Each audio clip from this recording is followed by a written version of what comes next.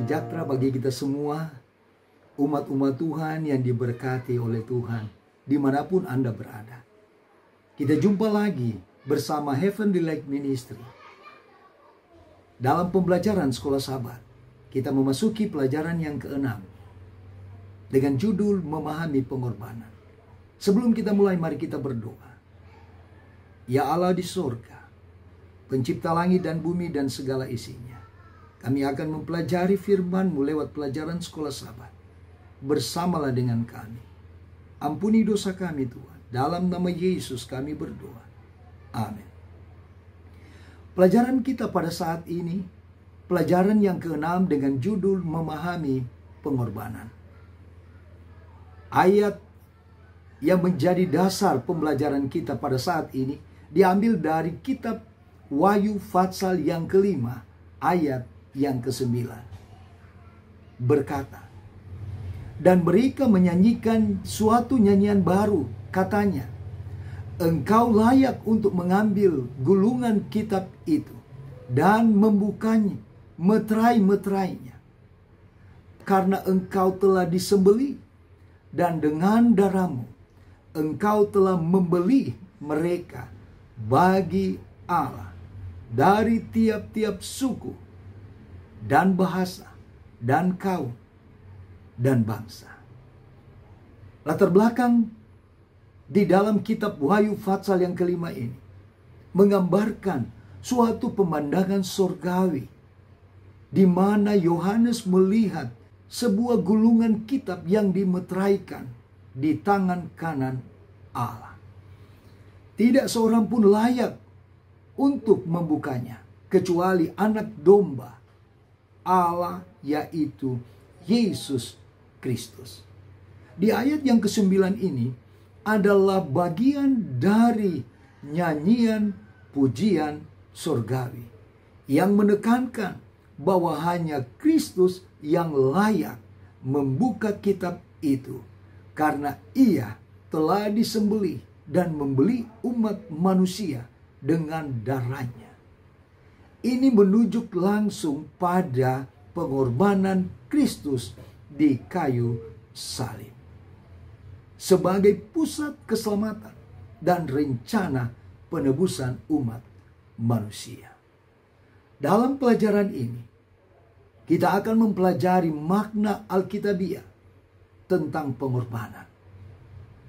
Makna Alkitabiah dan dari pengorbanan bergantung pada konteks sastra di mana pengorbanan itu muncul. Teks historis cenderung melaporkan peristiwa-peristiwa pengorbanan sebagai ritual dan dengan demikian memberikan makna agama dan etika dari pengorbanan tersebut sebagaimana yang dijalani oleh masyarakat. Di sisi lain, teks-teks nubuatan dan puitis cenderung berfokus pada makna rohani dan nubuatan.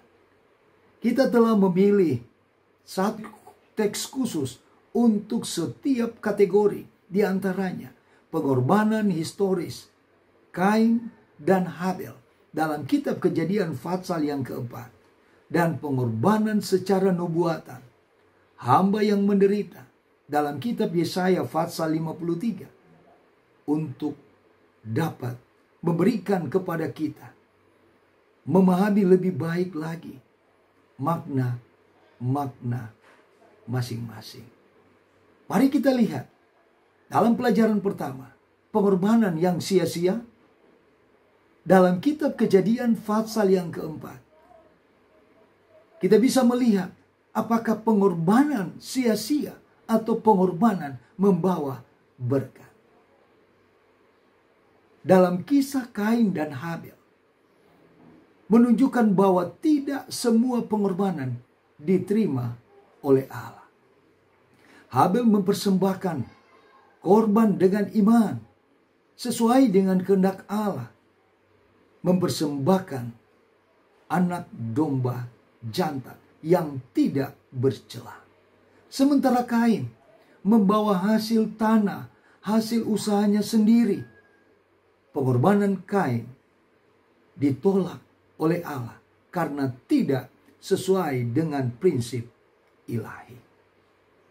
Penulis Kristen terkenal Ellen G. White di dalam bukunya Patriot and Prophets halaman 71 berkata, tanpa penumpahan darah tidak ada pengampunan dosa, dan mereka harus menunjukkan iman mereka kepada darah Kristus yang akan datang sebagai korban penebusan. Bagaimana dengan darah lembu dan kambing? Apakah memberikan pengampunan? Ibrani pasal 9 ayat 11 sampai 14. Dalam sistem ibadah Israel, darah lembu dan kambing dipersembahkan berulang kali. Namun, itu tidak dapat menyempurnakan hati nurani orang yang beribadah. Yesus sebagai imam besar masuk ke tempat kudus dengan darahnya sendiri, memberikan penebusan yang kekal. Charles Spurgeon mengungkapkan di dalam buku The Treasure of David, volume 3 halaman 200, dia katakan, darah Kristus memiliki kuasa untuk membersihkan hati nurani kita dari perbuatan yang sia-sia, sehingga kita dapat beribadah kepada Allah yang hidup di dalam hidup ini. Biarlah kita hidup dalam keyakinan akan penebusan yang telah disediakan oleh Kristus. Pelajaran berikut berbicara tentang domba Paskah. Keluaran pasal 12 ayat 1 sampai 11. Yesaya 53 ayat 7 dan 8. Anak domba Paskah di Mesir adalah bayangan dari Kristus. Sebagai anak domba Allah yang tak bercacat, yang disembelih untuk menebus dosa manusia. Kitab Yesaya menubuatkan tentang Mesias yang akan menderita dan mati sebagai korban pengganti umat manusia. John Maxwell, pakar kepemimpinan, dalam bukunya The High Road Leader, halaman 45, berkata, Yesus adalah pemimpin tertinggi yang menunjukkan kasih dengan memberikan nyawanya bagi manusia. Luar biasa apa yang ditunjukkan oleh Yesus Kristus sebagai anak domba Allah. Mari kita lihat peran Yesus di dalam bait suci. Bagaimana peran Yesus di dalam bait suci? Hagai pasal 2 ayat yang ke-7 sampai dengan yang ke-9.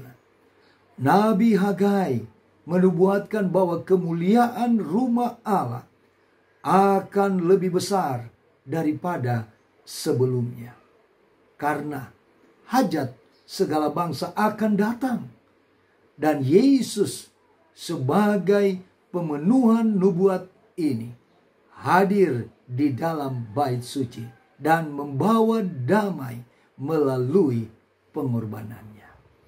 Samuel Bakioki mengatakan di dalam bukunya The Times of the Crucifixion and Resurrection, halaman 112, berkata, kedatangan Kristus ke dalam bait suci adalah pengenapan dari janji Allah akan Mesias yang membawa damai.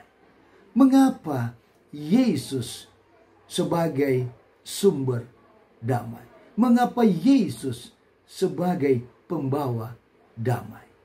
Saudaraku yang kekasih, Yesaya pasal 6 ayat 1 sampai dan yang kelima.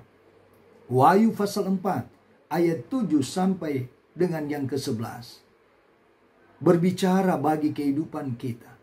Yesaya melihat kemuliaan Allah dan menyadari ketidaklayakannya.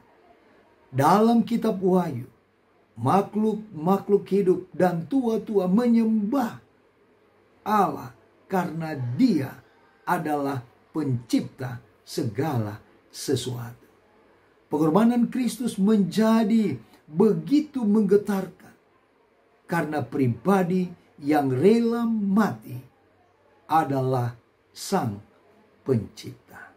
Saudaraku yang kekasih, John Nevin Andrews dalam bukunya History of the Sabbath and the First Day of the Week, halaman 250 berkata, pengorbanan Kristus adalah manifestasi tertinggi dari kasih Allah sebagai pencipta dan penebus. Saudaraku yang kekasih, Yesus Kristus, anak domba Allah, layak untuk disembah oleh karena Dia adalah pencipta dan penebus dosa manusia. Dan Dia sangat mengasihi saudara dan saya yang setia melakukan setiap kebenaran firman Allah. Amin. Mari kita berdoa. Allah di sorga, kami bersyukur kami boleh mendengar sabda kebenaran firman-Mu bersama dengan kami di sepanjang perjalanan hidup ini. Tuhan berkati umat-umat Tuhan dimanapun mereka berada. Tuhan berkati Heavenly Light Ministry dalam pelayanan di atas dunia ini. Ini doa dan sembahyang kami Tuhan. Ampuni dosa kami. Dalam nama Yesus kami berdoa. Amin.